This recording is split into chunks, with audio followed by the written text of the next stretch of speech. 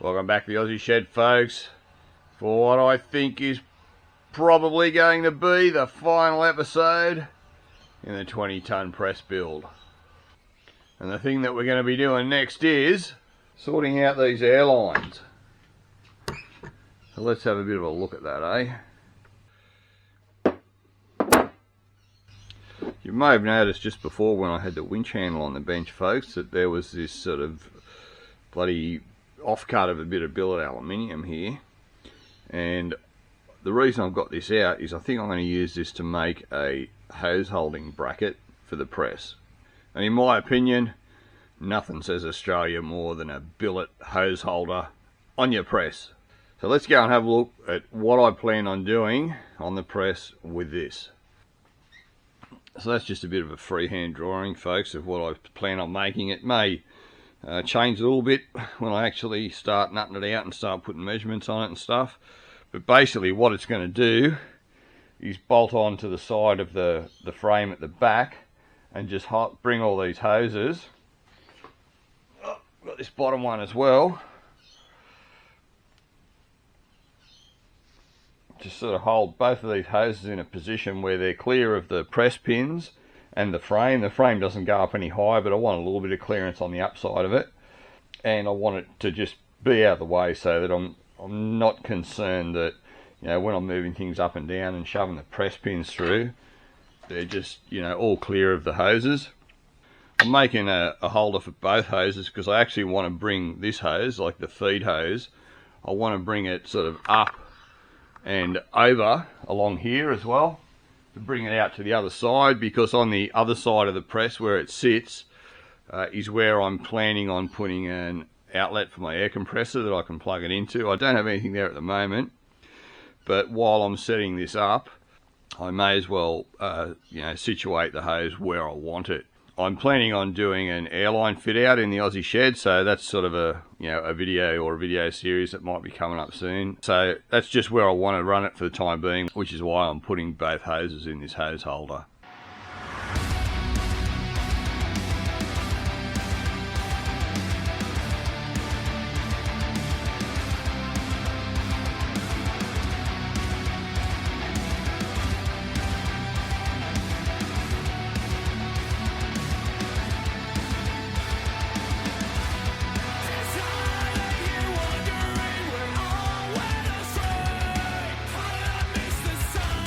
Until it was too late.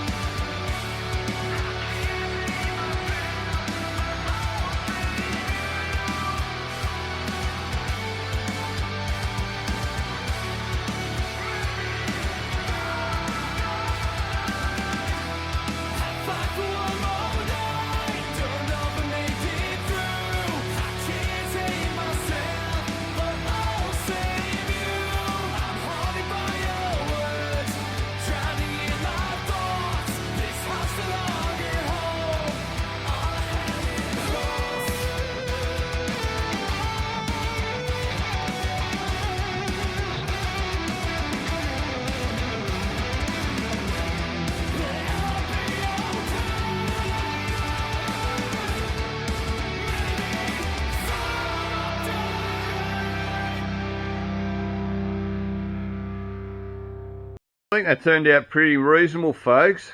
A little bit on the rough side, you know, it's not really a showpiece. It is sort of against the back of the shed too, but it's very functional. It does position all the hoses exactly where I want them to be. You know, I've got good clearance for the pressing table to be able to move fully up and down without actually interfering with the hoses. Even the table pins don't interfere with the hoses. As you saw, the head of the press is able to move through its full movement without stressing out the air hose that feeds it or anything. The blue hose that you can see there, that's the feed line, and that's now situated exactly where I want it. When the press has moved into its sort of final home, there's going to be an airline connection right next to that spot, which isn't there yet, but that's what I'm sort of planning on doing. So it just means I don't have to dick around with it later and change it. So all in all, pretty bloody happy with it so far. And I think, folks, that's one of the last things I have to do to the press. Because I'm at a point where I think I've done pretty much everything I can do, and I'm very, very happy with how it's turned out. I might just try to move it somewhere in the shed here where we can get a bit of a look, and I'll just sort of take the camera off and we'll just do a bit of an overview of how everything looks and how it's all sort of turned out. Not a lot of space in the shed here though, folks. I'm struggling to find somewhere that's got a backdrop that doesn't have all crap behind it, which makes it really hard to be able to see everything really clearly. So give me a sec, folks. I'll try and move it. I think I might move it against the garage door down there, and we'll take another look at it. So there it is, folks, in all its glory. I've just pulled back for a bit of a wide shot, just showing the whole thing, because it's a bit awkward to get in, being that it's sort of the opposite shape to the screen that you view everything on. But we'll go in a bit closer, and we'll have a little bit more of an in-depth look. So this is really the pointy end of it anyway, folks, where all the good stuff happens. So as you would have just seen, the air system is now all fully set up. The head's able to move through its full range without being held up by the air hoses or anything, and it's all sort of held up pretty neat. Things that we've done, apart from completely stripping the whole frame, repainting it, welding God, you can prattle on sometimes. Sorry for the interruption, folks. I've just had something pop up and I need to make further modifications to the 20-ton press before this video is over. So without further ado, I'll get into the explanation. I've got a bit of a job to do, folks, and I can't fit it in the press. Now the reason being is the part has to slip down in between the pressing table in order for me to do what needs to be done to this part. Now the component has a big lump on the end, but the center of it is okay to fit down through the pressing table. So the problem is I can't get it down into the pressing table because of the wide base on it. So what I'm going to do is I'm going to split the pressing table. And what I have on the top of the pressing table there is a box of 16mm high tensile bolts, which I'm going to put a series of them back through the pressing table to hold it together. So currently there's just two small pieces of angle iron, one about here, one about here, and there's a little sort of return piece on the ends which do absolutely nothing. So currently the pressing table can't be pulled apart to drop something in and then be sort of closed up. So that's what I'm trying to achieve here. As far as safety goes, the main forces acting on the pressing table are pushing down onto the pins there. There will be some force trying to push either side of the table apart, but not a lot, considering there's only two small pieces of angle iron that are holding it together with some pretty average sort of welds on them. The series of 16mm high tensile bolts that I'll be using will certainly be able to hold more ballooning force of the pressing table than what's already there now. So I'm not concerned that I've weakened the pressing table in any way, and it just gives me a little bit more flexibility with the press to be able to do other things. With this component that I have here, I looked at it and I thought, oh well, the only way I'm going to be able to do this is either take it to a mate that's got a bigger press that it'll actually fit through in between the table, or modify this press to be able to do it. And that's the way we do things here in the Aussie shed, folks. I couldn't be bothered taking it out to someone else. I'm just going to make do with what we've got here, as long as we can achieve what we need to do safely without costing an arm and a leg. This is the way that I'm going to roll with it. So basically what I've got to do, folks, I've just got to cut through these two bits of angle iron and cut through the pieces on the end, clean it all up, and then set it up in the drill press and start drilling it for a series of holes to be able to clamp it back together. So let's get into it.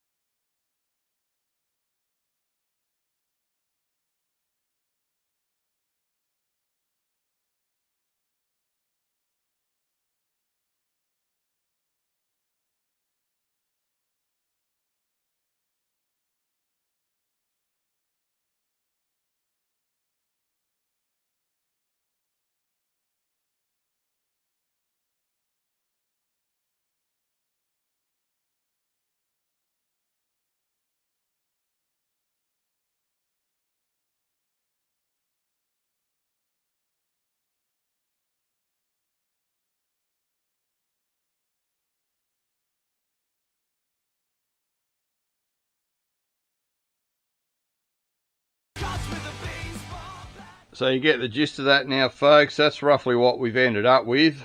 So yeah, obviously you see how it works. Now we can get it apart to get stuff in.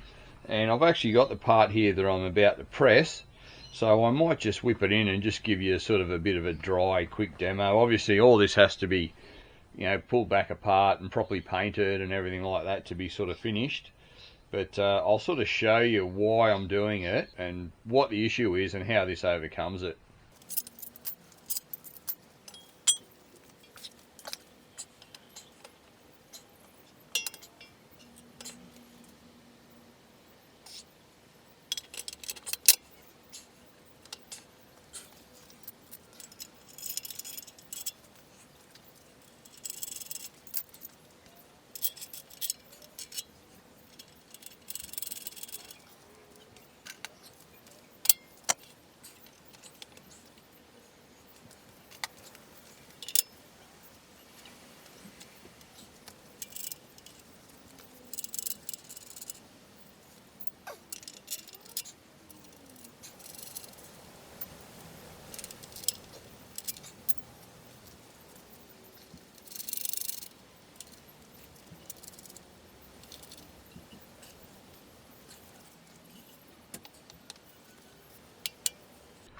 I won't bother getting that any more sort of sorted out than that, folks, because it's just sort of a dry demo. But you can see how this opens up the capabilities of the press for something like this, which normally you would not be able to do. Now this is an axle and hub out of my Nissan 370 GT here that you've seen me do a lot of work on in the Aussie shed. And the issue that I have is I've got an axle that's stuck in a hub. Some moisture may have gotten into this over the years and sort of stuck the two together. The reason I need to get it apart isn't because I need to replace the hub or the axle. They're both still good, so I can't, for example, use heat to try and loosen it because it'll just destroy the bearings and the seals that are in there. So I need a non-destructive way to get these apart, and realistically the press is it. While it was on the car, I've tried using a really heavy puller, blocks of timber and hammers, and then bigger hammers and stuff, and it was just would not budge. So yes, it's a little bit of a pickle, and I'm sure the press will have absolutely no trouble with it once it's all sort of set up properly. But yeah, I'm just glad that I'm able to do this rather than have to dick around and take it somewhere. But we'll get this all apart, we'll paint it all up so it's all nice, and I'll show it to you when it's all finished.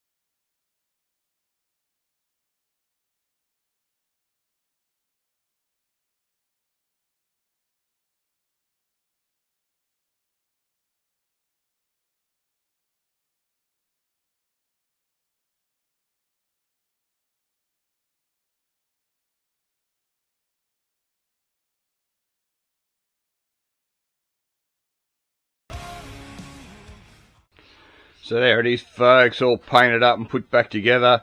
You can see I've ended up with just using 3 spacers made out of black pipe. I figure that's all I need. These 3 bolts in the middle here, they're really just for position changes depending on what we have in the press, so that if there's something that needs to run through the center, there's always going to be a bolt or 2 in that area, just to sort of try and control any of the possible forces that might be acting on that area. And obviously the bolts on either end are going to be sort of a permanent fixture, but you can see now it allows us to just pull the thing in half, put whatever we need to get in that won't fit down in between it normally, then bolt it back together and press away as you normally would. I've actually finished pressing that hub and axle that I showed you in a bit of a demo there. That turned out really well. It transformed what was just a shitty pain in the ass job that I wasn't able to do on the press to something that was just really easy to do. And now I have that capability permanently for that sort of thing, hubs and whatever else is possibly going to sort of come at me in that sort of shape, So I'll hand you back over to Trevor. He's probably still talking, so it's goodbye from me and back to my old mate Trevor. And it hasn't lost a drop of oil, so that's turned out really good. I've sort of tested it numerous times here and a few times on camera just to show you, how it sort of functions. I haven't pressed anything with it yet, just because I don't have anything to press, but that's going to change in the future. One of the main motivations for doing this press rebuild is I've got a heap of press work coming up on the car that's there beside me, and I've got just tons and tons of bushes and stuff to press, and I wasn't looking forward to using this press in the way that it was, just because I've been using it for years and it just, it was absolutely atrocious to use, and this is what I wanted. So I thought, no, I'm going to do this build that I've been planning for ages on this press, and that way when I do all this stuff, it's actually going to be a bit enjoyable, and I'll be able to probably do a better job in the long run as well, because as you know, it makes stuff easier. It's easier to do a good job. So I'm really happy with the conversion on inverting the air over hydraulic jack worked out. It so far seems to be without issue. I guess time will tell. These press pins, I'm sure they're going to be extremely useful. They were a really good find. Jack handle used to get lost all the time. It was either on the floor or I'd throw it on the top, or it was always a pain having the jack handle stored properly. Now having a decent sized knob to be able to release the valve with and return the hydraulic piston back to where you want it is great. That's going to be really super good. I'm really happy with everything that I did to the winch, increasing the size of the axle in the winch, splitting it into 2 halves to run the cables independently, and building the new handle for it were all things that really make the thing super functional and really nice and easy to use. So overall, I'm pretty happy with everything, considering that I didn't really plan this out in any other way than just having sort of an overall picture in my head of what I want to do, and just basically did everything as I went along. As something became apparent, I would either change my plan or carry on with what I'd sort of planned out and see how it worked out and see how other things were affected by what I'd done, which is the way a lot of things are built, like there's nothing wrong with doing that. Planning's really great, but you don't always have to plan out stuff. So for me, it's just been a really fun experience. This is what I really enjoy doing. I like building and modifying and repairing pretty much anything mechanical, whether it's bloody stuff like this, machinery, equipment, cars, all sorts of stuff. For me, it's just some of the best wholesome fun you can have with keeping your clothes on. So anyway, folks, if you've stuck with me through all the episodes on the 20-ton press build, thanks very much. As I always say, it's a bloody pleasure to have you here with me, and I do appreciate all your views and all your comments and all that sort of stuff. So hopefully you'll come back for the next project, whatever it may be. And if you do, I'll see ya on the next one. Cheers.